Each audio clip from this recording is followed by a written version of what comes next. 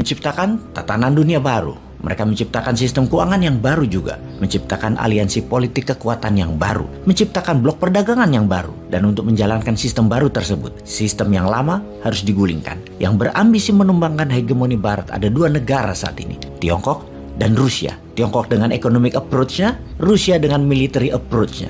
Dalam perang di Ukraina yang telah berjalan 6 bulan ini telah berhasil merubah banyak wajah dunia, merubah sistem dunia. Sampai cryptocurrency pun diserang oleh Barat agar turun nilainya karena dipakai Rusia untuk transaksi pengganti dolar sebagai shadow currency. Semakin lama perang terjadi di Ukraina, semakin banyak yang bermain di belakangnya. Blok baru tercipta, sistem baru tercipta. Semua dikarenakan demand dan supply serta keberanian bermain pemimpin negara bermanuver di kancah internasional. Ada sebuah realita baru di medan perang Ukraina saat ini, yaitu Rusia ternyata mengalami kekurangan senjata dan kekurangan amunisi setelah di awal salah mengalokasikan logistik pangan dan suplai barang yang dalam sekejap berhasil diperbaiki. Namun ternyata saat ini realita baru terjadi. Di lapangan, Rusia kekurangan senjata tempur personel, senjata tempur regu untuk peleton, dan senjata berat lainnya. Secara data lapangan terdapat informasi bahwa Rusia telah kehilangan 1.600 tank, 10 pesawat pembom, 20 pesawat kargo, 50 helikopter, 450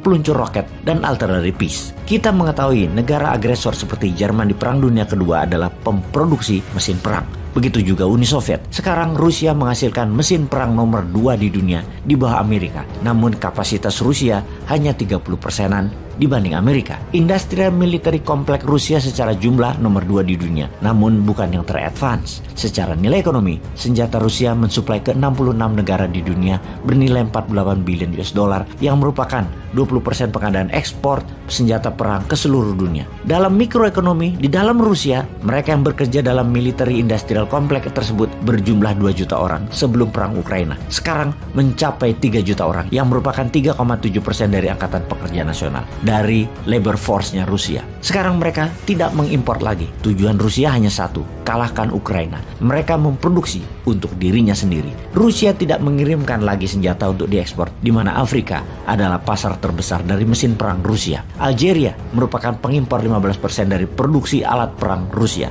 Mesir merupakan pembeli 12% alat perang Rusia. Ethiopia, Mali, Nigeria juga sama, membeli dari Rusia. Semua sekarang difokuskan untuk tentara Rusia, namun ada berita buruk lainnya. Produksi alat perang Rusia hanya bisa berjalan 50% dari kapasitas terpasang karena kekurangan bahan baku, mulai dari material dasar atau mineral hingga microchips, alat kendali guidance system yang diimpor dari negara lain. Rusia lagi kena embargo. Rusia hanya bisa memproduksi alat perang personal untuk jarak jauh seperti roket dan peluncur roket yang memerlukan tracker, tidak bisa banyak lagi produksinya. Inilah yang membuat Rusia pada saat ini kekuatan firepower-nya berkurang.